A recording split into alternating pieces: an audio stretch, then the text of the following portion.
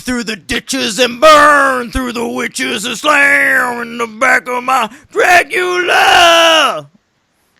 Welcome to the franchise, episode number probably like 76. Close, my friend. So close. 74. Okay, we're almost there.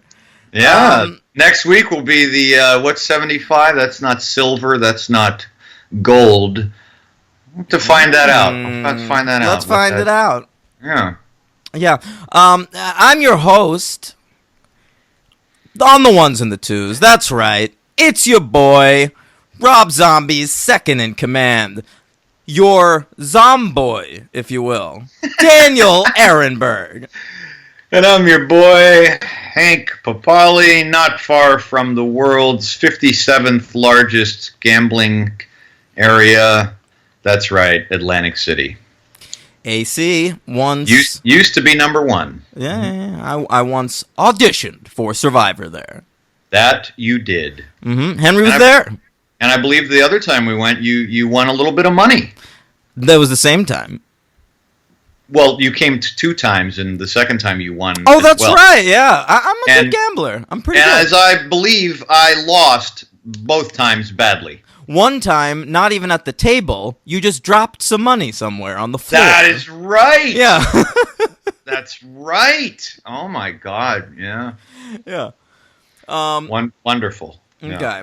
Today, gang, on this, the beginning of November, right? Yeah. Shockvember. Shock. We're closing out the Halloween franchise with two gems. Hey, Rob Zombie, your lead singer of White Zombie, the classic early 90s heavy metal group. Mm-hmm. Here he is. He's a filmmaker now. He remade Halloween, made a sequel to that remake, and these are the last 2 Halloween films that got made. Now, True. next year, right? Next year or 2 years from now? I think next year. JC's coming back, our old friend John Carpenter, and he's going to make a new Halloween movie. Jamie Lee Curtis is in it. She's got her Scream Queen's gray hair. And you know what I realized, Henry? What's that? You know what makes me feel real old? What? I remember when Halloween H2O came out. Mm-hmm. It felt like the original Halloween was like a lifetime ago. Yeah, that's true. But it was 20 years between Halloween and Halloween H2O. Next year, we're coming up on the 20-year anniversary of Halloween H2O. It's H40. H40. H40. H40. Yeah. Yeah. Yeah, it's true, man. I mean, that is a lifetime. And, she'll be like 60. Yeah. Yeah. Yeah. Eating a lot of Activia yogurt. And, almost qualified for Social Security at that point, if it's still around. Yeah.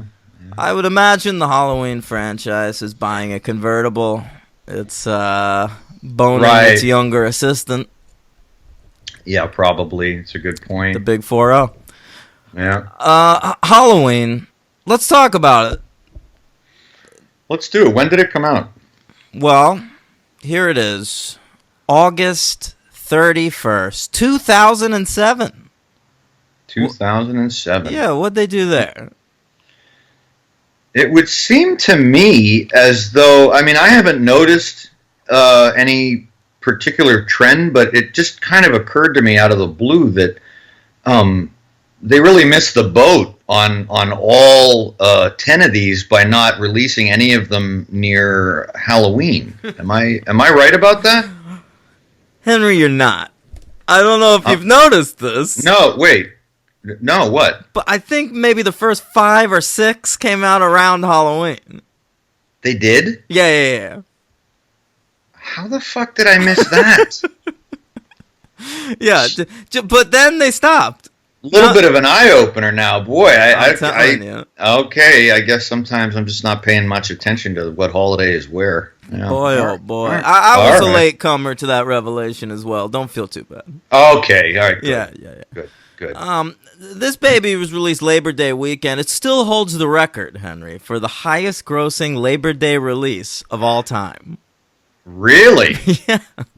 Just period? Just there was never a movie released around Labor Day that surpassed this? Well, you might recall Labor Day is a pretty shitty box office weekend. I didn't recall Consistently. that. I don't get that. What that would seem like a big one to me. People are having barbecues. They're Okay. All right. like they all don't right. release. It's like post-summer movies, pre-fall movies. Nothing's coming out. The All previous record holder before Halloween was The Transporter 2. Your point is now very salient. I get it. Yeah. Halloween comes to us with a budget of $15 million, a box office of $80.2 million. Ooh. Wow. It's a hit.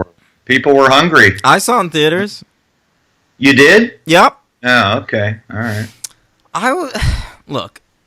Yeah, you were a junkie for this stuff, right? No, but like, I was genuinely excited for this movie because Rob Zombie had only made 2 movies. Right. All right. Neither of which I saw, but yeah. House of a Thousand Corpses is no bueno, okay? But his second movie, The Devil's Rejects, it was a very good movie. I've heard that. Yeah. And so I was like thinking maybe he's like a real filmmaker. Mm-hmm. He had me fooled, Henry. Yeah, I guess he did. And so I came in galloping into the theater as though I was on a white horse. And I saw Halloween, produced by Malik Akkad, right? Malik Akkad. Is this his son or? Yeah. Okay. All right. The Halloween, you saw the credit at the end in memory of Mustafa Akkad I might have for all the flicked it garbage off things he did for this very franchise. quickly. Yeah.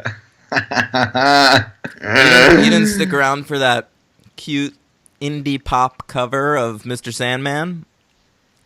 I do remember that, but again, the eject button was in mid motion, so yeah.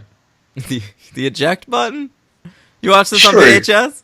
Yeah, I caught a video of it. Yeah, popped it in. Yeah. Sure. It came in at number 44 for the box office for the year, right between 2 movies I've seen.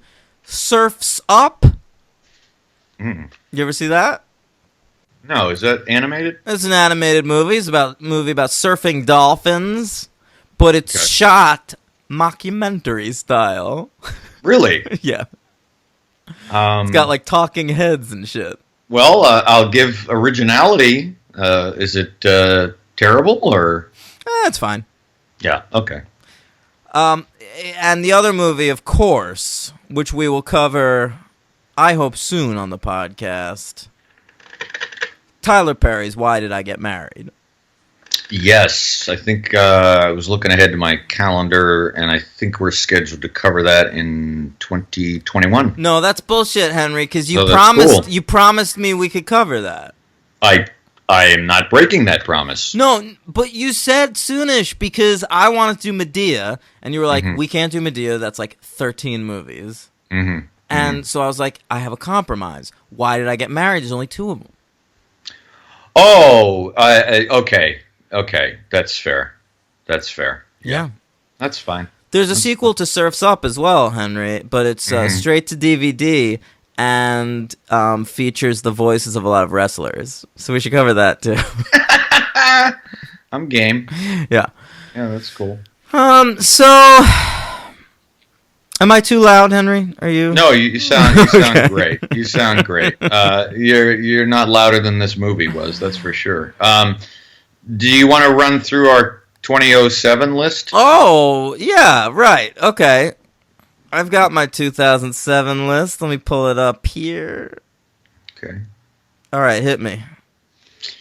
It's my one with, I have 2 honorable mentions. This incredible year, as we stated several times. Honorable mention, Eastern Promises Yeah. and The Mist. Yeah, okay. Number 10, Into the Wild. 10, The Assassination of Jesse James by the coward Robert Ford. Good one. Number 9, Knocked Up. Number 9, The King of Kong, A Fistful of Quarters. Right. Never seen it. Number 8, Michael Clayton. Yep. Number 8, Once. That's another movie. Michael Clayton, isn't that another movie with an unnecessary dream horse? It's not. It's not a dream. No? No. He just sees it on the side of the road for no reason, gets out of his car, Okay. and then his car blows up. Right. So, not really, but yeah. It's sure. a real coinky dink. Yeah, and I haven't seen Once. Mm-hmm. It's a great movie. Yeah, Great songs. I'm looking forward to it. Mm-hmm. It's on my queue. Number 7, The Assassination of Jesse James by the coward Robert Ford. My number 7 is Gone. Baby Gone. That is my number 6. Yeah. The Affleck sexual assault boys. Number 6.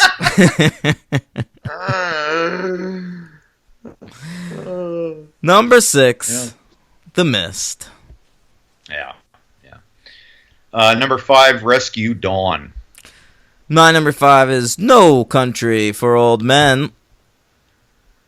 My number 4 is Before the Devil Knows You're Dead. My number 4, you may recall, I cheated and put Knocked Up and Superbad in a tie. That's correct. I do remember that.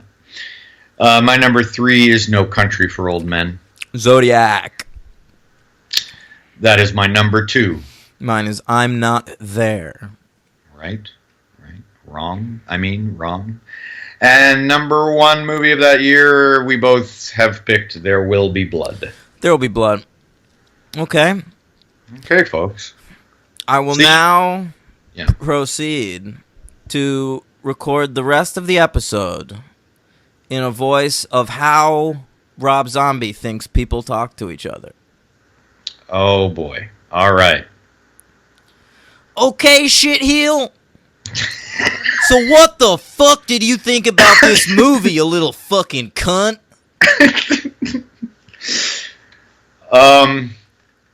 Should I also speak like that? Or? Motherfucker, you do whatever the fuck you want, little bitch. I don't know if I could take, 90 minutes of that shit. Well, that's because you're some kind of fucking faggot. Some kind of pussy. In Haddonfield, Illinois, they're talking like this. You little fucking fairy. Let's just talk about this goddamn movie, you piece of shit. Please stop. Okay. Oh my god. Is that not how every character talks in this movie? It's unbelievable. My first written note is very subtle beginning. It's suburban Illinois, and everyone's talking like they're a goddamn, trucker from, the backwaters of Alabama. Yeah. No, it's trailer trash time. It's trailer trash. That's all it is. Everyone's white trash. Everyone. Mm. And there's no black people in either one of these movies. So let's specifically say white trash. It was white zombie, remember, not black zombie. Oh, is Rob Zombie a white supremacist? I don't know. It's a good question. Even Sam Loomis's hair is white in these movies.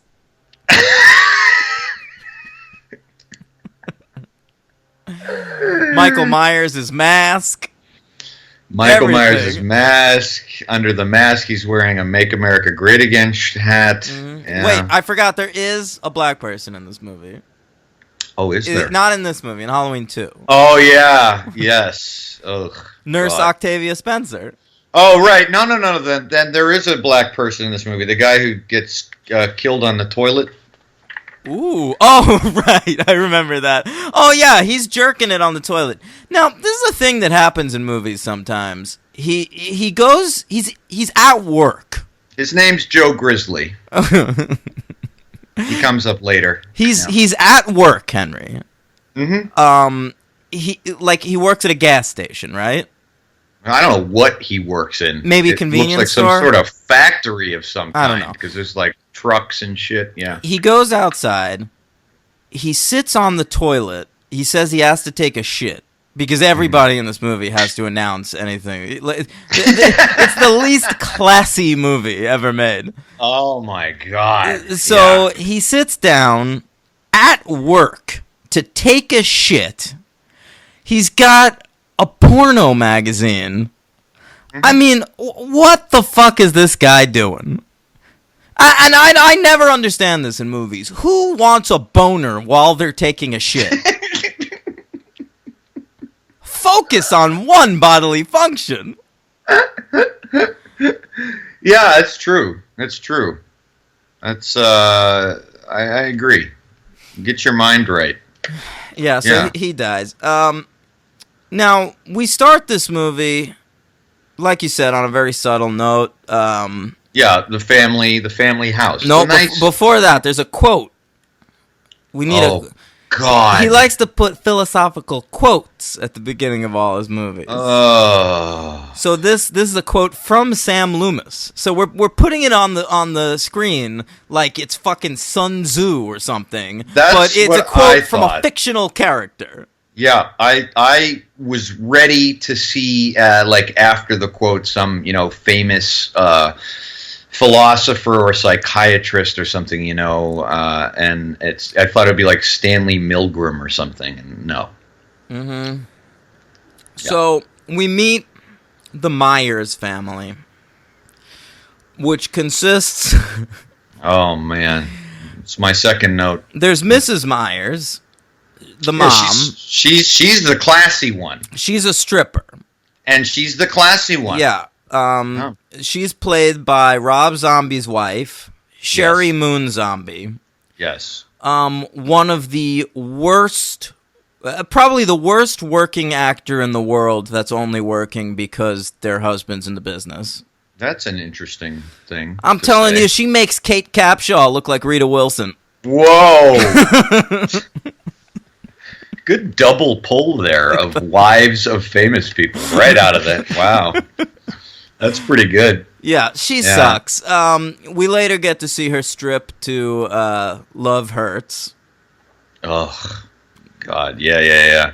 Yeah. But there are a lot of character actors in both these movies, especially the first one. And I mean, I have to say, you get the great William Forsythe, who really is one of the great unsung sort of actors, but always working. But man, is he just told to basically be like he tends to always play kind of a bad person, but it's almost like Rob Zombie told him before the action. He yelled action. He was like, just be like the worst person you can imagine, the worst person you've ever imagined. No, because the dialogue is so fucking bad and awkward coming out of these actors' mouths that it has to be word for word from the script. Well, These are Rob Zombie's words, and so Oh, all no, I William agree. Forsythe is doing is reading Rob Zombie's words in the most generic white trash accent he can think of. well, no, yeah, I agree. I wasn't defaming his performance. I just meant, he in order to even get this low, he's got to be channeling like the worst recesses of his psyche, of anyone. So, I mean, he's yeah. a guy in a wheelchair that is dating Sherry Moon Zombie. Mm-hmm. And, they've got two kids, Michael, who is played by sort of this, like, Michael Pitt-looking young kid. Good call. Yeah. And then the daughter, Judith Myers. She's bad. Who's just a fucking slut. And I'm not sure of this, and I didn't care, but I'm pretty sure that William Forsythe's character is not the biological father. No, of either of he's these not. kids. They say that. Okay. The father All right. is dead, I think, maybe. So William Forsythe is the stepdad, and he's just like throwing heaters every line. Sherry Moon Zombie gives him shit for something real early on. He goes, "Bitch, Yeah. bitch, Yeah. I will crawl over there and skull fuck the shit out of you." Just in case you thought I was exaggerating before. No. Judith Myers, his stepdaughter, mind you, comes Yep. downstairs wearing like a belly shirt and short shorts, and Yep. he goes, "Oh, that bitch got herself a nice little dumper." Ugh. Dumper. The most disgusting thing I've ever heard a butt called. I've never even heard that phrase before. Yeah. Yeah. Oof. Yeah. Yeah, that was tough. I remember last week we said we each had a minor story about this film and how we viewed it. Yeah. Mine was when I was living in Jersey City with two roommates that weren't you, but they rented it on Netflix. I walked in the very beginning and saw this scene only and said, "I am the fuck out of here." Good move. That's all I saw. I saw like this 10 or 15 minutes and I was done. And I wasn't sure if I had seen anything else. And upon watching it this time, I absolutely had not. So I did make the right call. How about you in the theater? I saw this in theaters. It was around the time that he kills an animal in the woods that Okay. I wanted to leave, and I started to. And Really? I went out into the lobby, and I just kind of like sat down for like 10 minutes. Really? Yeah. And you went back? I went back in. I wanted to give it another. You know what I said? I was like, I'll give it till Laurie shows up. Mm-hmm. Little did I know, Laurie Strode doesn't show up in this movie until the 50-minute mark. Right. Nor does adult Michael Myers till the 38-minute mark. Yeah, so in note. case you were wondering why we're spending so much time talking about Michael Myers' family, it's because 'Cause this it's half the movie fucking movie. spends so much fucking time talking about Michael Myers' family. And the whole purpose of this movie is Yep. to explain Exactly. why Michael Myers is a murderer. And it seems that Rob Zombie's thesis on this is he uses the term "a perfect storm." So Sam Loomis, played by Malcolm McDowell in this movie, giving the best performance in both these movies. Obviously. Yeah. Yeah. I mean, not obviously. He's fucking horrible sometimes. Doesn't matter. It's Franchise Malcolm McDowell. crossover, by the way. Home Alone 5? Is it the one you didn't watch, I believe, that he was in? I know I didn't watch yeah, it. okay. He's in that? We talked about it at the time. I love Malcolm McDowell. He's one of my favorite actors. From Clockwork Orange. Was mainly what got me into Yeah, that of course. movie. What else are you Yeah. going to bring up? Oh, Lucky Man. Yeah, right. Those two. Okay. But his Clockwork Orange performance is so indelible and iconic and was so amazing that it's worth, mentioning. I mean, he's ridden on those laurels his whole life, to be honest. But, why the fuck not? And you know that movie, I mean, if that's the only reason he's in this movie, is I'm sure Zombie's a fan of that. Oh, hundo. Yeah. Yeah, so... He's 100 pounds a fan of that. I don't know. So you're right about the explaining. You're right about that. And but it's so stupid because the whole idea is that he had no chance. Like everything that influences someone to become a psychopath happened to this kid. That's and right. so the whole first hour of this movie plays out showing us all of these things. So it's not even a horror movie. It's like this fucking after school special, this gory, profane as fuck, disgusting. I mean, like there's 3 swear words in every sentence. Yeah. And I am not a fucking, snowflake when it comes to cursing. Yeah. So, I mean, the whole first half of this movie is just showing bad stuff happen to a kid. It's a bummer. Right. And so So it's okay. His mom's a stripper. His dad's dead. His stepdad is abusive. His sister's a little tramp who doesn't care about him. His he kills animals. That's another thing. That he's bullied at school. He has white trash parents. Right.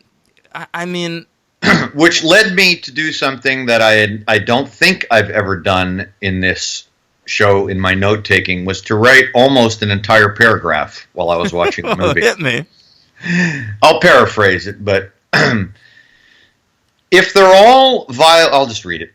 If they're all vile, disgusting people, then the quote-unquote horror is lessened, isn't it? Sympathetic Michael Myers is a completely different idea and misses the whole point of the movie. Just make a different movie. Yeah, it's to the point where almost every character in this movie you don't mind seeing get killed. Not at all. Because they're such shitty people. I mean, we've covered some vile characters in some of these horror movies, but these guys, they're not even in the same league. Yeah, so, and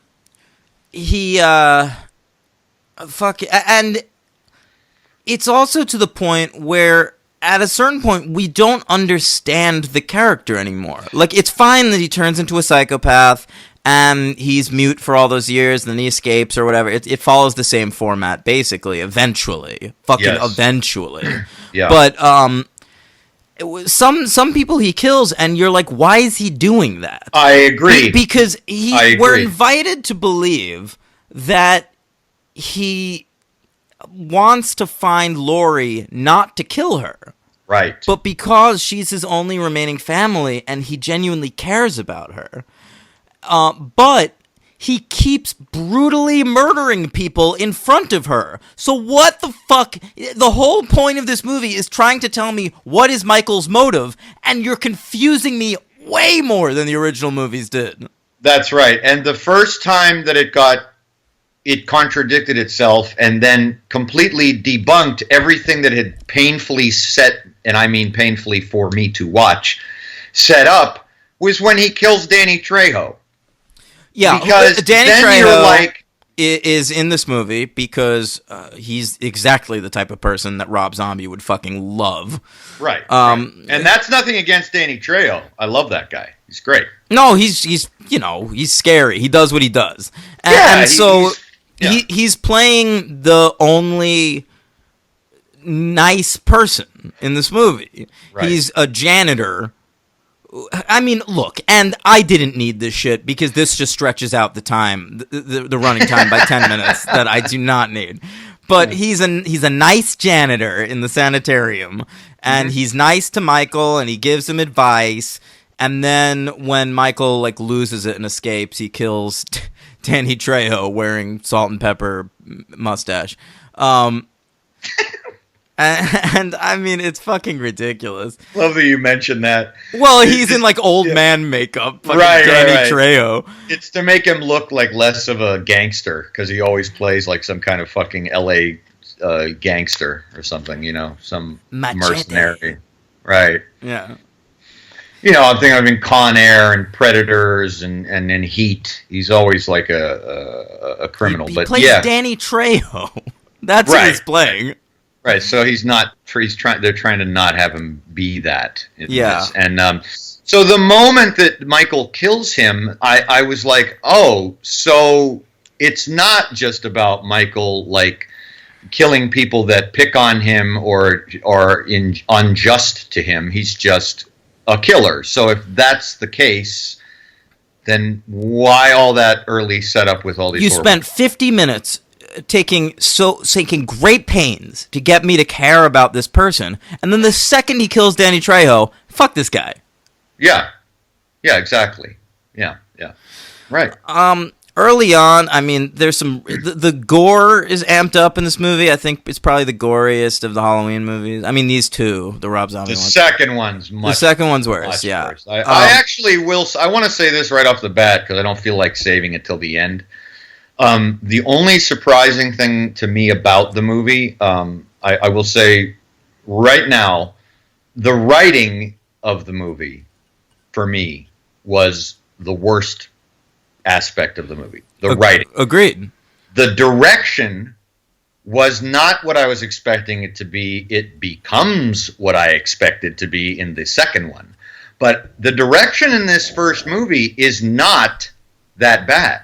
I guess I was expecting like a lot of like sepia screen type things, and you know what, like weird calling attention to itself camera angles and stuff. And it really doesn't have that vibe. He's not bad with the camera.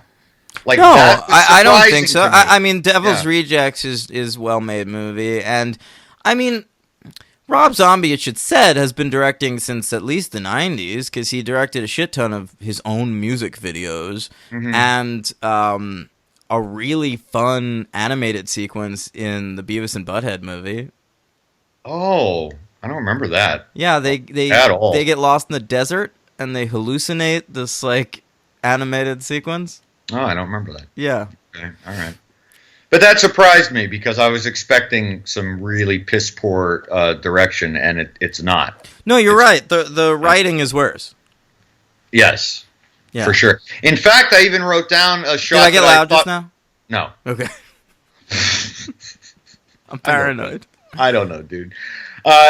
In fact, there was actually a shot that I wrote down that I actually liked. It was the only time I did this, but he does after when Michael's still a kid and he murders everyone in the house. Yeah. There's actually an interesting shot, like a tableau. Do you remember this? Where No.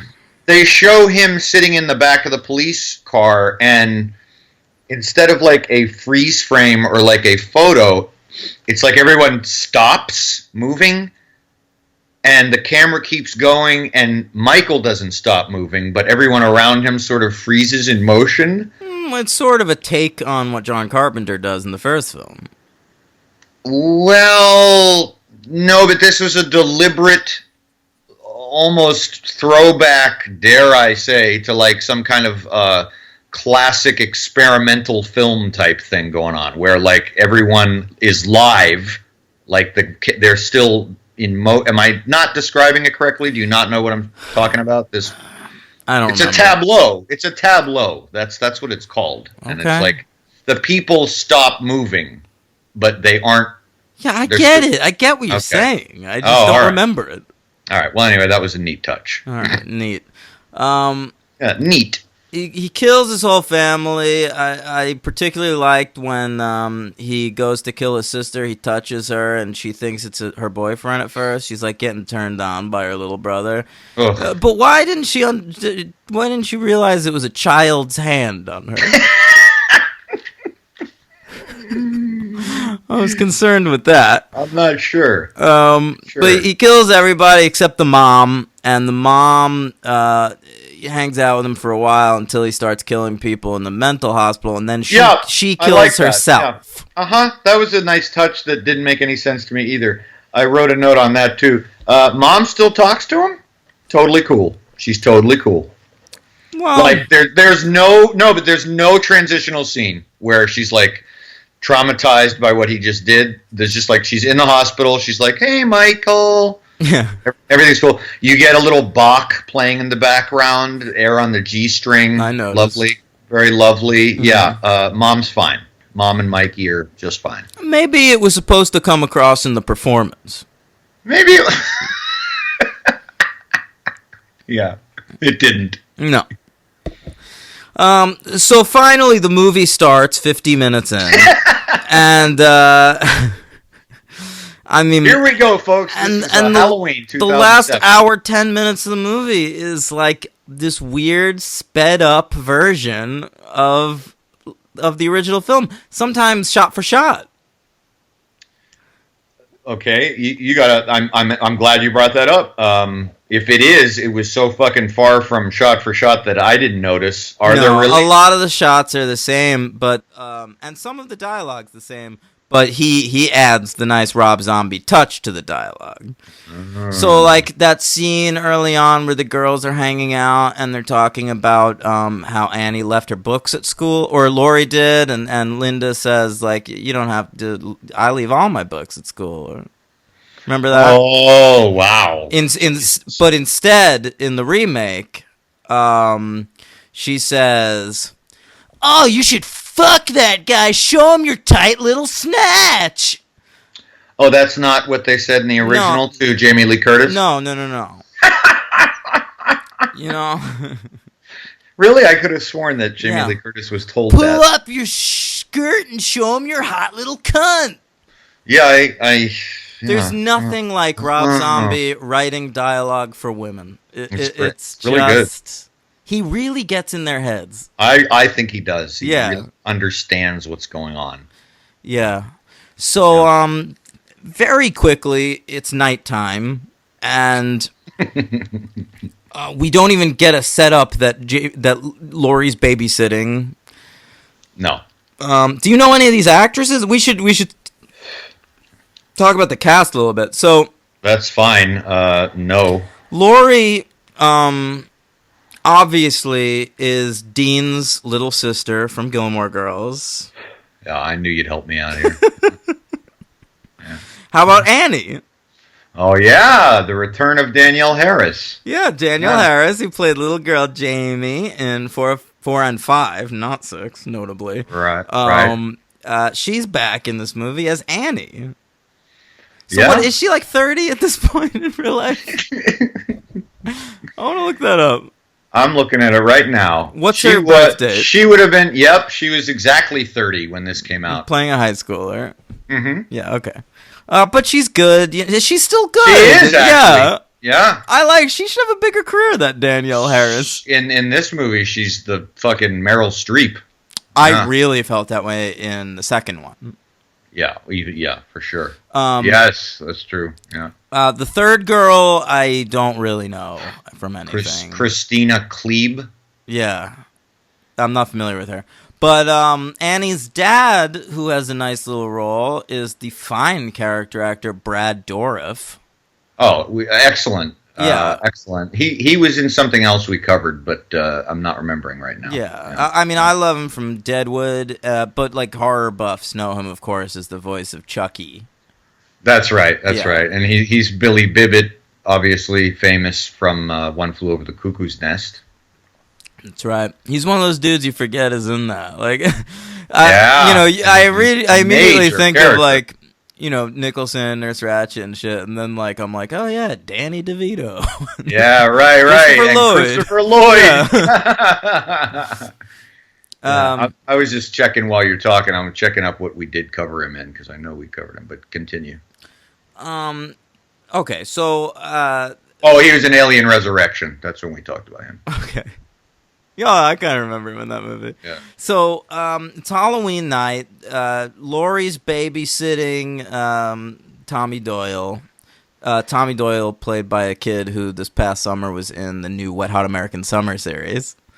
Skylar Gisondo. Sure. And they're getting together. We see her with her name's Linda, right? Yes. She's with Bob, mm-hmm. From the original. It's Bob because he's wearing the same glasses. That's what I thought. And they go through the motions of that scene, except we get dialogue about Bob coming inside of her by accident. Right. Yeah, because we need that.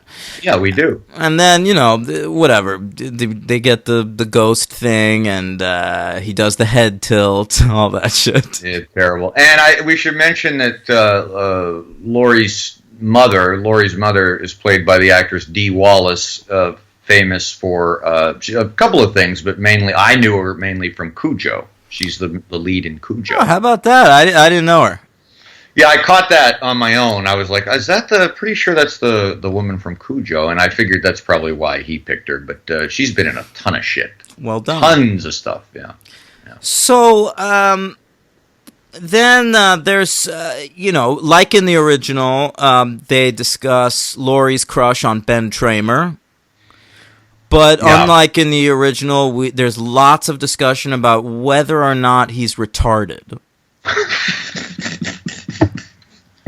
With the word retarded being thrown around quite liberally. Mm-hmm. Yeah. Sure. Yeah.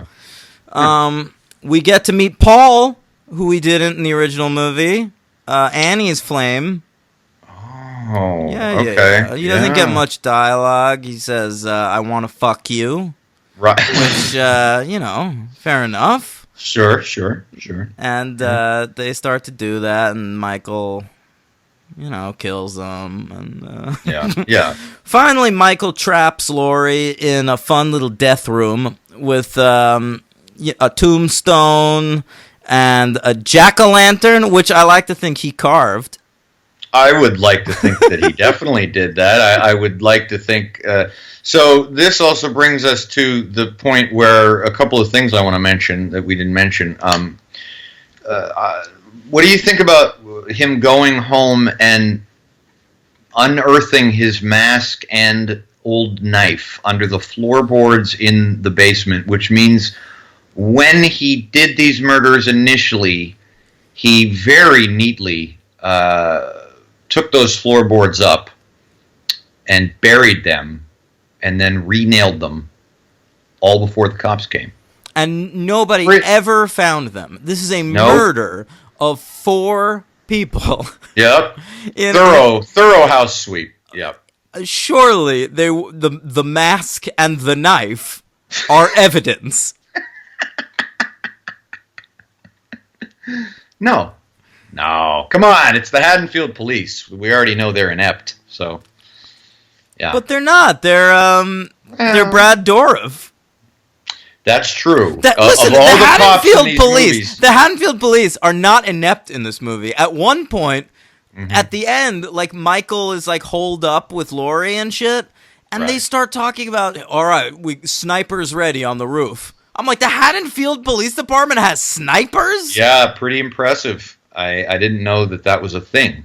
Yeah. But, So at that ending thing, again, the utter confusion of the screenwriting, I had every inkling that he did not bring her there to kill her, and I still don't think that he did bring her there to kill her. I don't believe so. Yeah, I don't know. I don't know what the fucking end game is here with this guy. Do you think that he meant that the entire time he was actually working for Magneto and was trying to get Rogue and kidnap her? Okay. Now that's a reference to the fact that Michael Myers is played by Tyler Mane. I'm a little surprised that didn't come up sooner. Me too. Yeah. He's a former lower tier professional wrestler. I wouldn't know that. He was in WCW in the 90s. Yeah. And if you watch WCW instead of WWF, fucking get over there, buddy. I'm not talking. I agree. I remember when I was a kid, that was just the low rent version. Yeah, I didn't know if it stayed that way past. Well, in the 90s, there was this big like war for talent where like Hulk Hogan and Diesel and Razor Ramon, they all left to join WCW, and so they kind of had some juice for a while. Oh, all right. But still, come on. So that's Tyler Mane. Yeah. So he played Sabretooth in the first 2 X-Men movies, or just the first one? I think just the first one. I don't know that character's in the second one, but probably not. The second one's a classy movie, and that is not one of the better performances in the first one. You know what my favorite line of Sabretooth is in the first one? What, ARG? No, yeah, I was gonna say. Yeah, I don't think he speaks. He roars a couple times. Right. Okay, so Laurie runs away from Michael. She's on the run, on the ground, and manages to fall in a pool, an empty pool. She just runs right into this pool. She's not watching where she's going. My friend, she is a real Ben Tramer. Yeah. Yeah, she meets a slightly better fate in this movie than poor Ben Tramer does in the other Halloween 2. So it's at this point they get Michael in the pool. They shoot him a bunch of times. They pop Laurie in an ambulance or whatever, or in the car with Sam Loomis. And I'm like, all right, let's end this fucking movie already. Yeah. Listen, let's get it out of the way. Was it the boogeyman? As a matter of fact, it was. let's just do it. All right? So she says, are you the boogeyman? And Malcolm McDowell, it's the most simple, classic exchange of dialogue in Halloween. Yeah. Was it the boogeyman? As a matter of fact, it was.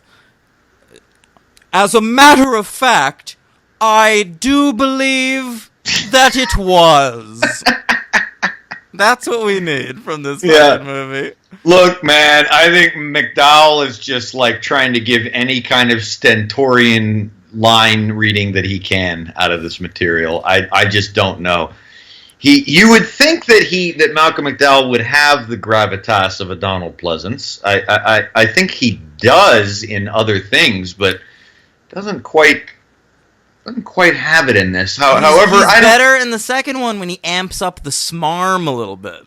Yeah, but I didn't like him as much in the second. I did. I liked him more. Did you? Yeah. I preferred seeing him in this. I liked him more in this. But I don't know. Well, you're absolutely right about the smarm, but that's such a fucking heel turn that was just ill-advised in my opinion. But we'll get there. I love when you use my your parlance. my parlance, yeah. Okay, so well, I'm here to learn from you, Dan. Thank you. That's why we do. That's why we're doing this. Yeah. Yeah, the whole exercise. All right, are we done with Halloween? Is that the end of the movie? I know I am. All right, what do you give it? I am actually going to give it 2 stars. Oh, this is a 1. Yeah, I'm giving it 2 because the direction wasn't as horrible as I thought, and Malcolm McDowell I thought was somewhat enjoyable, and I think I went into it with even lower expectations. It is bad news, but I don't regret my star review at all because we are coming to Halloween 2. So I'm giving it 2. Yep. I found that statement very interesting, and I'm excited. Okay. Okay. And my MVP is Malcolm McDowell. I'm going to give this a 1-star review. Mm-hmm. I mean, come on. It's also in relation to the other movies. You know who my MVP is? Who? I think the kid that plays Michael is actually good. Yeah, he's not bad. Yeah. Yeah. Okay. My LVP... Oh, Sherry Moon Zombie, of course. Yeah, I'm going to give it to Rob Zombie specifically as a writer. Yeah. Okay. Because bad writing needs to be pointed out. And that it's just awful. 2 years pass. Yeah, well, I have a superhero count. Oh, of course, right. Okay, listeners. Right. If any of our listeners need to go take a piss or whatever, you can do that now. I have 18 franchise record. Hurry the fuck up. You got it. You ready? Yeah. Tyler Mane, Sabretooth. Brad Dourif, Agents of S.H.I.E.L.D. William Forsythe, Flat Top and Dick Tracy. That's a good one. Yeah, and character named Dutton in the Daredevil TV show, which I don't remember him in Daredevil. But... I think I kind of do. Yeah, he's like a mobster. I think he's a Fisk guy. Okay. Yeah. Malcolm McDowell was in a DC Heroes cartoon called Merlin the Magnificent. For fuck's sake. Sorry, he played a character named Merlin the Magnificent. All right. Yep. Clint Howard. Clint Howard was not in this movie. Yes, he was. Didn't catch him. Yeah. He was in The Rocketeer as well. And Ice Cream Man. Of course, that's a superhero. Well done. Thank you. I don't know what that means. He was in a horror movie called Ice Cream Man. Okay. There's an actor in this named Bill Moseley who plays Z-Man in the movie. He was one of the guards, I guess. He was in a TV series of Teenage Mutant Ninja Turtles.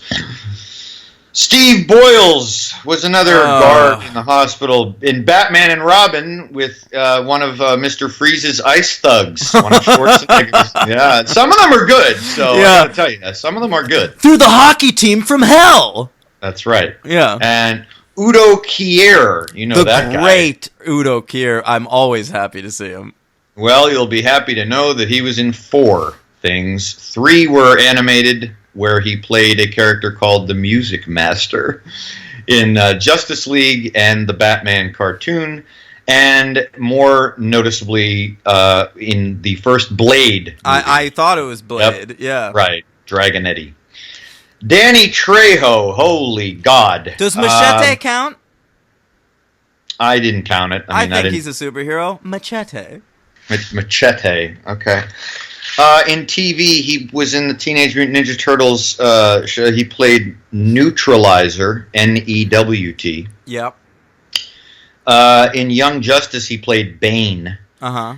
In The Crow Wicked Prayer, he was in that. In the Spectacular Spider-Man cartoon, he played Ox. And in the Flash TV series, I believe the new one, just this past week. Yeah, Breacher. Yep. Yeah. Look at you. All right. He was on it just this past Tuesday. And by the way, remember I was confused. Katie Sackhoff. I didn't remember her on the Flash. Yeah. Upcoming on the Flash. Oh, okay. Yeah. All right. We're almost halfway done, folks. Leslie Easterbrook played Patty Frost in this movie, if you care. She was in the Superman cartoon and the Batman animated series. Little Tommy Doyle, played by Skylar Gisondo, played Howard Stacy in The Amazing Spider-Man 1 and 2. Okay. So that's kind of a big one. Hurry up. Okay, I'm just going to skip some of No, these. do really them. Do them. Just fucking do them. Do them quick. All right, the big black guy in the toilet. Yep. Reading porn. An actor named Ken Foley. He was in the original live-action Flash TV show. Played a villain called Whisper. Ooh. Nurse Wynn was played by Sybil Danning, who was in the Superboy TV series. Danny Sabara, who played Wesley Rhodes in this movie, was in the Ultimate Spider-Man cartoon, playing Rhino and Avengers Assemble and the Batman. 4 left. Daniel Roebuck, who played Big Lou in this movie, was the in great Lois. Daniel Roebuck. Yeah, Big Lou is the stripper, the strip club owner. He's also in the second one. People may remember him as Arst from Lost. And in The Fugitive. We covered him when we did The Fugitive. Okay. He's one of the agents. Oh, that's right. Yeah. So he's in Agents of S.H.I.E.L.D. Mm-hmm. Okay. The very famous, I believe, on the Rob Zombie level of fame, Sid Haig. Yeah, you know that guy? he's in every Rob Zombie movie. Now, this was a good catch. I didn't catch it, but he was in the 1966 Batman series with Adam West, playing a villain called the Royal Apothecary. That's a great villain name. 50 years ago. That's great. The Monkees, Mickey Dolenz. Yep, Mickey Dolenz. He's in this movie. He was in the Batman animated series. And finally, an actor named Mel Fair was in the 2011 TV movie that I never knew existed called Wonder Woman. That is not a TV movie. I've talked about that on the show 2011? Yep, it's a pilot that never became a show. All right, well, so he was on it's it. listed as a TV movie. That was the David E. Kelly pilot with Adrian Palicki as Wonder Woman. All right. Well, I did it. 18. All right, fucking hell. Do you know how long that took me to do, by the way? How long? 1 hour. It's not that bad. I went through 36 actors. Okay. So fuck you. You went through 36 actors and half of them were in superhero things? Yes. Yeah. That's ridiculous. It was not fun. I do it for the fans. Yeah. Okay, motherfucker, let's get to the next one, you piece of shit. Yeah. All right, Halloween 2 comes out 2 years later. Rob Zombie is back to write and direct. This is released August 28th, 2009. A budget of $15 million, a box office of $39.3 million. Now, it's only 2 years later. It's the same release date weekend. Weird. Same budget, and yet it makes less than half of what the first one made. Now, this must have been really confusing to the producers of this movie. I would think. But it's because the first one was terrible, right? Well, I don't know. I mean, it was terrible, but it did well. But I think it's because people were excited. It's a new Halloween movie, Rob Zombie. Let's go see it. They saw it. It was bad. So then when the second one came out a couple years later, they didn't see it. Yeah, I think you're right. Yeah. Yeah. I mean, whenever Hollywood is so weirded out when movies don't do well, guys, it's because they're bad. Yeah. Just make good movies. There's a Right. reason. Like, everyone's like, Thor Ragnarok is breaking, like, records for third entries in series. Yeah, because it's good. Right. It's not, Yeah, it's right. not fucking rocket science. Right. It's a very interesting, very good point. That's very true. It's kind of like Captain America Civil War. It's not just because it was the third Captain America movie and not just because it was better than the first. It's on its own. It's an awesome movie. Yeah. Yeah, I mean, Yeah. get it together. All right. Yeah. So, the Halloween 2 begins with another quote. Yes. It's an excerpt from a book called The Subconscious Psychosis of Dreams. Did they give an author on that one? Yeah, but I didn't write it down. So it's an actual person, though. Yes, this is a real person. Now, Because this movie is going for realism. Henry, Mm-hmm.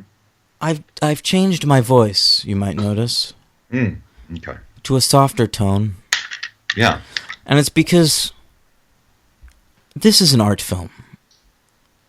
Yeah. Halloween 2 is looking to explore the mindscapes of those of us who have experienced trauma in our lives. Mm-hmm. Okay? Yeah. Now, Uh-huh. Unicorns. White horse. Okay? The white horse is a metaphor. The white horse. We see it constantly in this film, told through very elliptical dream sequences involving Sherry Moon Zombie dressed as an angel with a white horse and young Michael by her side, played by a in a different clown kid. suit. Played by a different kid. Yes. Yeah. Yeah. Okay, yeah. So, we pick up where the first movie ended. Some Kind of. Some paramedics are loading Danielle Harris's body into a van. Mm-hmm. They're driving her to a hospital seemingly out of town. Not And- Danielle Harris. You mean Laurie Strode. No, it's Danielle Harris. There's two different vans. This is the one that crashes. Oh, no, they're holding Michael, right? Yes. Okay. Yeah. So they're driving along. They got Michael in the back, Michael's presumed dead body, and they're chatting about Annie's corpse. Their boss's daughter, who was just murdered, and who is supposed to be 16. Oh, So they're having a real Rob Zombie conversation about her. Woo! this. One guy says, I got wood just zip-locking her up. Yeah. This was. I never thought about it Sick. before, but I could have stuck my pecker right into that bitch. You know what I'm saying, motherfucker? Oh, yeah. It is. I wrote it down, actually. I wrote fucking grotesquerie. Yeah. Yes. It's, they're fucking a corpse and it's pedophilia at the same time. Oh, yeah. Now, but in their van is Michael, not her. Right. Because- they're just chatting about her. We spend about 20 minutes in the beginning of the movie in a sequence which is never clarified to actually have been taking place in reality. No. Here's what I think. I wasn't confused because it was just not worth being confused over. It made no sense. I have ideas. Declarative statement. I think I figured it out. Did you? So this sequence is real. Them talking about wanting to fuck Annie's corpse. Okay. Even though she's not dead. by Well, the they way. think she's dead. I see. Yeah. So the van runs into a cow. And There's a lot of animal abuse in these movies. it's which I a found- bummer. I fucking hate it. And I found this interesting because I did a little bit of reading, and found out that Rob Zombie is like a huge animal lover. Mm-hmm. So, what? Because Rob Zombie wants to expose the horror that is at the core of humanity. I see. And so the worst thing he can imagine as an animal lover is animal cruelty. So he must shoot it incessantly. I get it. Not really, but okay. So, you know how in the original Halloween, it was implied that Michael might be eating animals? Mm-hmm. In this movie, we get to see him chow down on a dog. That was... I have no words. I have no words. You and me, we both watch a lot of horror movies, I sometimes I feel like I've seen everything. That was just pointless. Hey, pointless. you know what we never did? Our top 10 of 2009. Oh, go for it. Well, I only say it because I've never been happy with my 2009 list. And we've said it on the podcast before, and today I redid it. You cheated. Yeah. Okay. But I've said the original on the podcast before. Do me a favor, if you don't mind. Next time, give me a heads up, because I'd like to change mine too. Okay. So I don't think that I do need to change mine, but I'd like the option. So in doing it, I had White Ribbon by Michael Haneke, big fan, and In Education were all on my original list. And I'm sorry to say they're getting knocked back. They're not on the list anymore. I like 2 out of 3 of those movies. I like all 3 are great, but only one would make my list. Okay, yeah. And Observe and Report was in consideration, and A Serious Man. Okay, and now I have my top 10 here. Wow, so you bumped all that stuff. All right. And everything's different numbers, except for I think my number 1. Well, look at you rearranging everything. Yeah. All right, motherfuck. Yeah. All right. You motherfucking piece of shit. Don't talk to me like that, you fucking piece of garbage. I'll skull fuck you in your fucking face, you asshole. I didn't know you could count to 10, let alone rewrite a list. I'll cut a hole in your fucking belly button, stick my dick in it, and fucking jizz up into your mouth until you drown.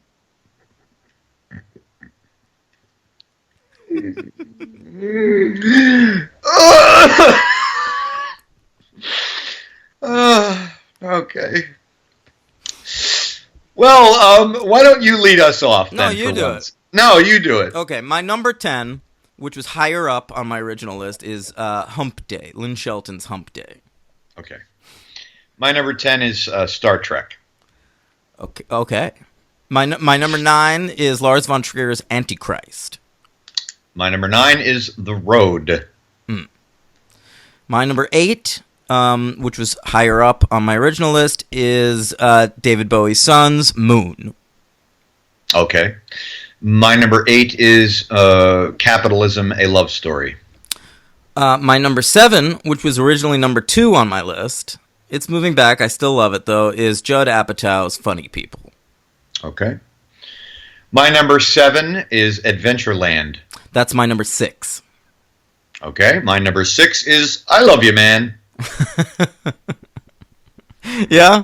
You piece of shit. You piece of fucking shit. Hey, I'm going to give you one opportunity because there's only Tom Sawyer by Rush plays in Halloween 2. Oh, so when you're watching Halloween 2 and Tom Sawyer comes on, are you slipping the bass, man? It's starting to grow on me. The slip in the bass. Okay, don't do it a lot. All right. Okay, I won't slip it the bass a lot. Okay. My number 5 is Sin Nombre. Pretentious. It's a great movie. I never saw it. My number 5 is Moon. My number 4 is Yorgos Lanthimos' Dogtooth. Wait a minute. Is that the right year? Oh no, is it not? Wait, I mean, No, that can't be because I that's think on it my is. top 10 of 2010. There's that, so yeah, that would have been on my list. So All wrong right, year, my so friend. Whatever. we can move everything around and pop an education in there at number All 10. right, All right. it's a great movie. Yeah. All right, number 4. And oh, what's your number 4 then? Well, it'll be with the last one, Sin Nombre. Okay. Yeah.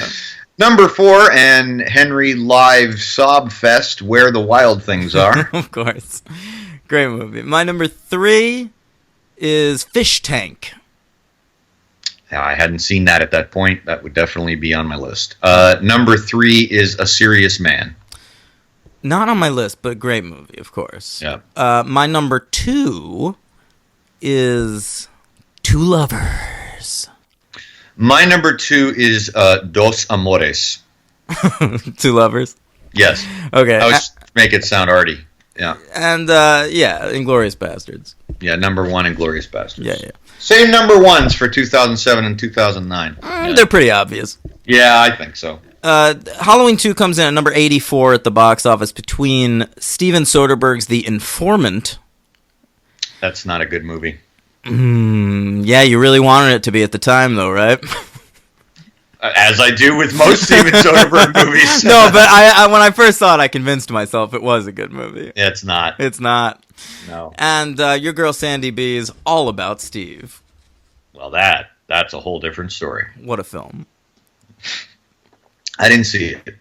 I just know an anecdote about the making of that movie. Yeah, you told us Oh, on okay. air. But go ahead. No. If I told it on air, then It's about her making a joke, like behind the scenes, right? No Yeah. one laughed or something.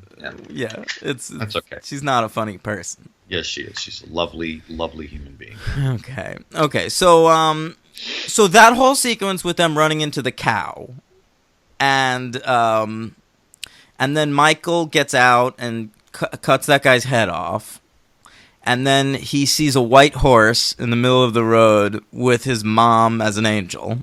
Mm-hmm. That happened. That happened. What about the hospital stuff? That didn't. That's a dream sequence. So nothing that occurred in the hospital with Octavia Spencer. And No, she dreamed Richard of Reel. Octavia Spencer. Yeah. Okay. This is a dream sequence. It's like 20 minutes of the movie. By the way, can I just say right off the front? Mm-hmm. Right off the front. Right off the Sure. front. Yeah.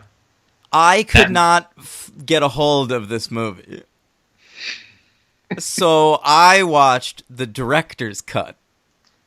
Oh, really? Yeah, so I've seen about 15 minutes more of Halloween 2 than you did. I'm so sorry. Yeah. I got it from the library, and it said on it theatrical edition. So yeah, Maybe this clarifies the dream sequence more. maybe Yeah. it does, because in my version there ain't no clarification. All of a sudden, Laurie just wakes up, and then you're like, well, wait a minute, a lot went into that hospital sequence. Okay. It's dream sequence. So she's running away from Michael in this hospital. She falls into a vat of dead bodies. I don't know where. I guess they're waiting to be cremated. And she finds a booth with a security guard. And so I'm assuming this is like Rob Zombie's take on the LL Cool J character from Halloween H2O. But it's Richard Reel. From Office Space. I made a note of 3 actors that are very good and are given one quick scene and killed in that scene. Octavia Spencer, Richard Reel, Mark Boone Jr. Yeah. Why are we putting these actors in this movie at all? Well, Octavia Spencer, this is before she was really a thing, and she, for a long time, just got typecast as, like, nurses and shit. All right, that's correct. It's 2009. Well, all right, 2009. Pre The Help. Okay, all right. Was she in The Help? Am I being racist? I never saw The Help. I think she was in The Help. I didn't see The Help. Ooh. It's certainly pre-Hidden Figures, gang. Look at you trying to back that one up. I could bail you out right now, but I'm not gonna. Yeah. Do you want me to bail you out and just Is she in the figure it Help? out? Yeah, I don't know. Octavia Spencer? I'm She's in the looking Help, now. gang. I Minnie want to. You know what? Jackson. I think she is. But, She is. I looked it up. And Okay. and of course, my favorite Octavia Spencer performance, Michael B. Jordan's mom in Fruitvale Station. Yeah. Yeah, Great movie. But this is before she'd done any of that. I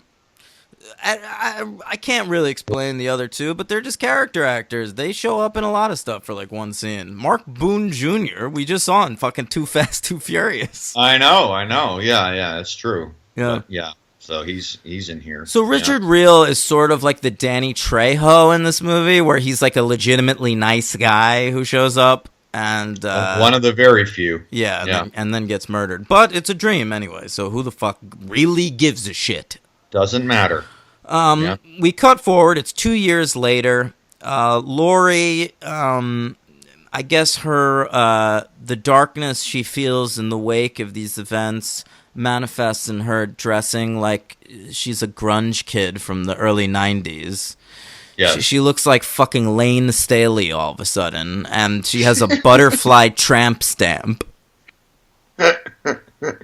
Yeah, and I couldn't figure out that house. She was living with Sheriff Brackett and his daughter, and I think she has They her let own her- private bathroom because she's marking up that bathroom. She's got like a fucking. She's like wrote on the wall swear words. yeah, got to And Cut, she man, has an Cut. Alice Cooper poster. Dan cut. Yeah, Lori's living with Annie and her dad.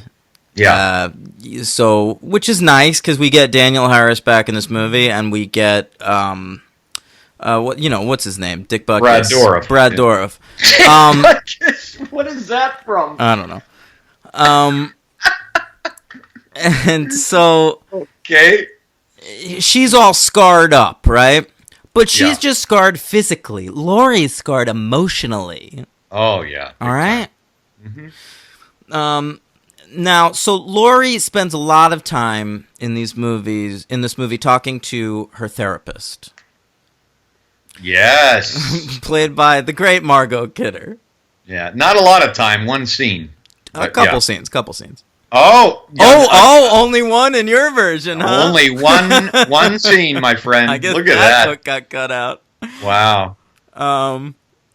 Did you get this scene where they talk about the Rorschach test on the wall?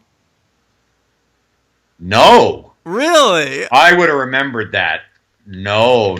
It's a very short scene with Margot Kidder, and there ain't no Rorschach. There's a ton of Margot Kidder in the director's cut. Wow. Yeah. Okay. So in this scene, Lori's talking to Margot Kidder, and Margot Kidder, there's a Rorschach painting on the wall. All right. And Lori goes, "What's that?" Yeah. Sure. Never seen one before. Never heard of a Rorschach test before. No. No. I mean, she's a smart girl by all accounts who has been in therapy for 2 years, but no, she's never heard of a Rorschach test. And so Margot Kidder explains Rorschach tests to her, and she says it could be anything you want it to be. And so what do you think that is? And Lori looks at it, and she says, a white horse. Oh. Bringing it back. Wish I would have seen that. Okay. Yeah. So whereas in the when writing the first film, doing his research, Rob Zombie read a copy of the DSM-4 and gave Michael all the characteristics that he could find of a psychopath. For this movie, he read one philosophy book and really fucking clung on to that idea of the white horse. Do you think that he read all 7,000 pages of the DSM-4? No, just the selection on psychopaths. Okay. Yeah. Just that 4,000 pages. I get it. Yeah. Yeah. All right. Did you like seeing Johnny Fever in this movie? Who's that? All right. I'm a little disappointed in you, Mr. Television History. Howard Hessman is the boss of the whatever the hell it is bong shop where Laurie's friends work. Yeah. Johnny Fever, Yeah, WKRP. oh, fuck! I didn't realize that. Yep. Pretty good. Good catch. First thing I thought of when I see that guy. I was so distracted by that scene because they seemed to be... I was trying to pay attention to the girls because they seemed to be setting them up as, like, Laurie's new friends, and they were going to be really important, but then they're not really in the movie. I mean, that one girl gets that long scene where she sluts it up with that dude in that van. Yeah. Remember that scene? They're, like, at a party, and this guy's dressed as, like, a werewolf, and he invites her out to his van, and he calls it, of course, the Shaggin' Wagon. Yeah. Which is what you call a van when you have no creativity whatsoever. And he's asking her for a blowjob, and she's like, ew, you call it a blowjob? I just like to call it sucking a dick. Because that's this movie. And then he runs out to take a piss, and she does what all girls do when they're by themselves, which is roll around in their underwear and show their cooch to the camera. Of course. This movie is utter fucking trash. All the way through. Henry, I want to say something real quick at this point. Mm-hmm. I liked this more than the first one. Get the fuck out of here. Yeah. Really? Mm-hmm. This was one of the worst movies that I've seen for this show. I didn't think this was too bad. It was bad in that it's a shitty Rob Zombie movie, but this movie had way more moments in it. I was way more engaged than a few of the movies in this franchise, including the first Rob Zombie Halloween movie, because that movie, Not me. It's 50 minutes of garbage followed by a bad cover of the original Halloween. It's totally negligible, stupid bullshit. Whereas this one's actually a real movie.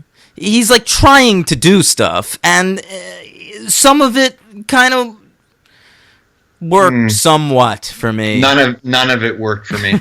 You know what I didn't really liked the Malcolm McDowell subplot.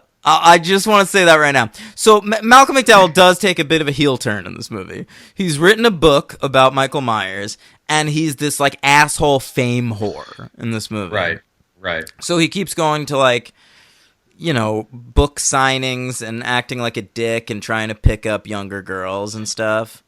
Right. And, you know, you got the fine character actress Mary Birdsong as his assistant, and I kind of liked all that stuff. I liked him being a dick and insisting on doing an interview in front of the Myers home just to, like, get shock value and stuff, and doing a weird interview on a talk show called The Newman Hour, where the host is Chris Hardwick and his sidekick is Weird Al Yankovic. Yeah, that was amusing. That was odd. And by the way, Comedy Bang Bang ripping off Halloween 2, getting Weird Al as their Ed McMahon figure. Oh, look at that. Yeah. I mean, so I liked all that. And, by the way, they skipped my favorite part of Halloween in the first movie, and we get a little nod to it in this one. What's that? At one point, Malcolm McDowell gets angry at his assistant, and he yells at her to go wait in the limo. And what does he say to her, Henry? I don't know. Does he say, get your ass in the limo? He says, get your ass in there! Oh. And he kind of says it like Donald Pleasance. I really think it was a reference. It probably was. The only reference to anything that I got was when he's talking to the crowd he's addressing in that like forum. Yeah. He quotes A Clockwork Orange. Oh, really? I didn't notice that. Yep. Yeah. They're attacking him for being an opportunist and all that, and he says, "Let's make things nice and sparkling clear," which is a direct line from A Clockwork Orange that he utters. Yeah. Sure. It was. Yeah. No, I know. You know, obviously he knew he had Malcolm McDowell for this movie, so let's just reference Clockwork Orange directly. Exactly. Right. So, Yeah, you know what? Honestly, the arc Malcolm McDowell goes through in this movie, it's the Gale Weathers Scream 2 arc. Like, I'm an Yeah, opportunist. And then like by the end of the movie, he realizes like, no, I'm a doctor. I need to be a good man or something.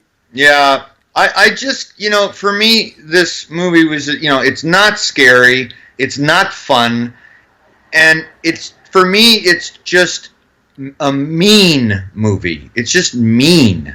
I don't disagree, and I think this movie, like a lot of the movies in this franchise, is garbage. But it Yeah, held my interest, and it was an actual movie. Like, I yeah. wasn't just wasting my time watching 86 minutes of fucking nonsense. This was like a movie that had something to say, even though it's stupid. It's a real movie. Really? Yeah, Yeah, I really part ways with you on this one, man. I didn't think anything of the sort. Yeah, that's fine. yeah. It didn't have anything to say to me. I didn't have anything. It had nothing going for it for me because the first one, I guess, had the semblance of interest of okay, what are they going to do with this? So that at least held my interest for that movie. And in the second one, everything I thought Rob Zombie would be as a director, he was as a director in this, and it was all bad. But So he's being. I mean, this is like an auteur film. This feels more like a part of Rob Zombie's filmography, for better or worse, than the first one does. yeah, well, you're probably right, Yeah, but yeah, it's for better and for worse, honestly. Okay, so he shows up at the strip club, um, and Mark Boone Jr. is there, right? Am I wrong about no, that? no, Mark Boone Jr. is just driving a truck, isn't Oh, he? that's right. Oh, this is when Yeah, Michael eats the dog, right? that's correct. Yeah, and Yeah, Mark Boone Jr. calls Michael 7 foot of fucktard. 7 foot of fucktard, which is yes, incidentally also the name of Russell Crowe's new band. Um, and 7 foot of factad. uh, and he kills that dude. He kills the people at the strip club, including that one dude who kind of looks like Nick Cave and Roebuck over there. Boy, he really does look like Nick Cage. Yeah. Hmm. And he's and then so what happens at the end of this movie? It's like Well, Malcolm McDowell grows a conscience and, yeah. sacrifices himself, and Brad Dourif is the hero, right? Yeah. Michael lifts a car like he's fucking Dom Toretto. That's right. And there's some old home movie footage of Danielle Harris at one point, which is cute. I mean, it's garbage. And then the end of the movie is the shot of Laurie having been killed, right? They end up in a cabin. And the police kill Michael, and then Laurie comes out, takes the knife, and the police gun down Laurie as well. Uh, Is this not in your cut? oh my God. Wow. Yeah. Nope, that's not how the movie ended. How did your movie end? My movie ended with they take out Michael with the sniper rifle, and then Laurie goes over to Michael, tells him she loves him, stabs him, and then when Laurie walks out wearing Michael's mask, are you still with me on that? Yeah. That's that. And then it cuts to Laurie sitting in an insane asylum and the camera panning down at her face where she is grimacing in a psycho style, Anthony Perkins, identical to that ending, where then the white horse and the mom walk towards her, and the implication is that Laurie will now become the new Michael. It's different in this one. Okay, so in the director's cut, she grabs Michael's knife and turns it on the police and starts walking towards the police. The police gun her down as well. And so the implication of her in the mental facility at the end of the movie with the white horse and shit is that she's dead. Huh. Yeah. They're both stupid endings, so it doesn't really matter. Interesting. Okay. Boy, that's quite different. Yeah. Okay. What do you Well- give this movie? What do I give this movie? I give it a 1 fucking thing in the sky. I'm gonna give it. Those things that are in the sky. I'm gonna give it 2 fuckable tits.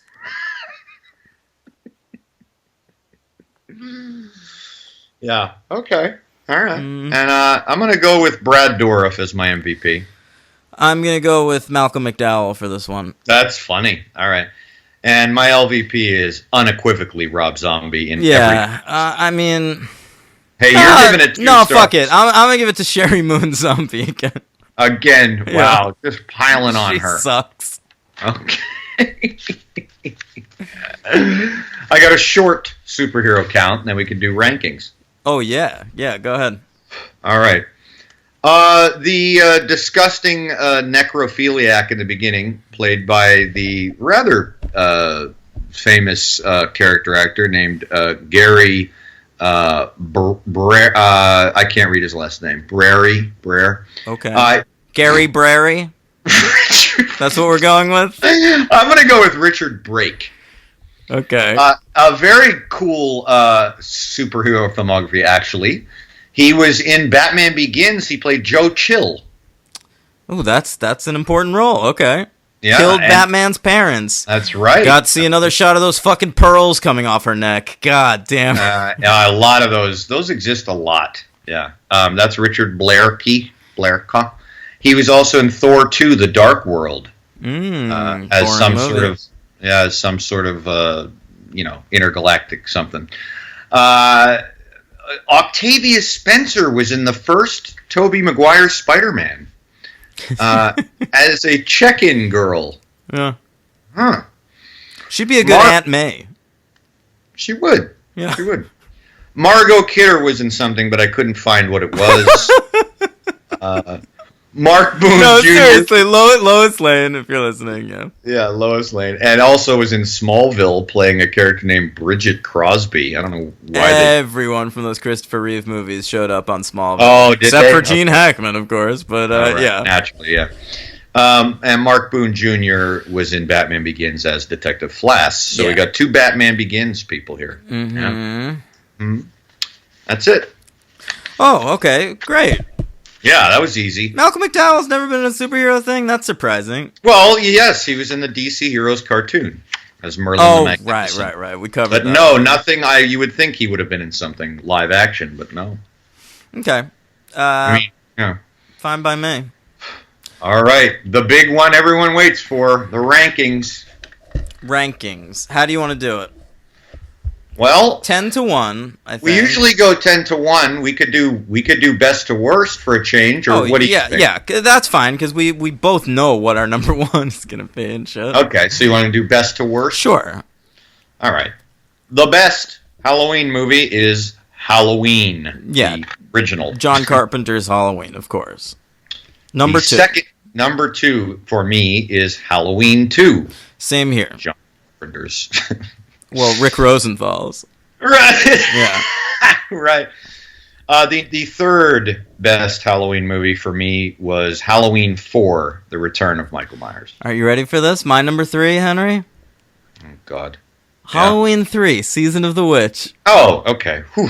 All right? You know what? Because fuck this franchise. Yeah.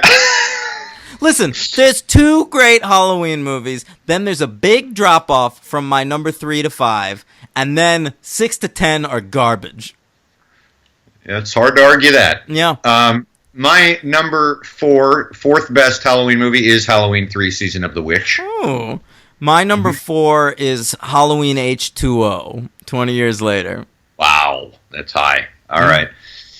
right. The fifth best Halloween movie is Paul Stephen Rudd's Halloween 6. The Curse of Michael Myers. Yes. My number 5 is Halloween 4, The Return of Michael Myers. My number 6, the sixth worst. The sixth best. Yeah, doesn't matter. Halloween 5, The Revenge of Michael Myers. Okay. My number 6, Henry, is Halloween 2 by Rob Zombie. Ugh, wow. My number 7 is Halloween H2O. My number 7 is Halloween: The Curse of Michael Myers with Paul Stephen Rudd. Okay. My number 8 is the Halloween remake, Rob Zombie. My number 8 is Halloween 5: The Revenge of Michael Myers. Wow. All right. The 9th best Halloween movie is Halloween Busta Resurrection. Okay. My number 9 is Halloween by Rob Zombie. All right. And the worst Halloween movie is Rob Zombie's Halloween 2. That's crazy to me. Not to me. I don't know. The worst Halloween movie for me is Halloween Resurrection. No, yeah. I mean, that sucks. Yep. But I agree with you in that pretty much the first 4 or 5 that we mentioned are watchable movies that aren't absolutely terrible. I'm ready to say, unless something fucking compels me years down the line to rewatch this entire series, I will rewatch 1, 2, 3, 4, and H2O again in my life, and I will hopefully never watch any of the others again. Yeah, I could say I'll watch 1, 2, 4, and that might be it. Yeah. Yeah, okay. I can't say I would ever have a reason to watch the other ones. But I would watch 4 again. Yeah. All right, that covers it, Henry. We did it, dude. We did it.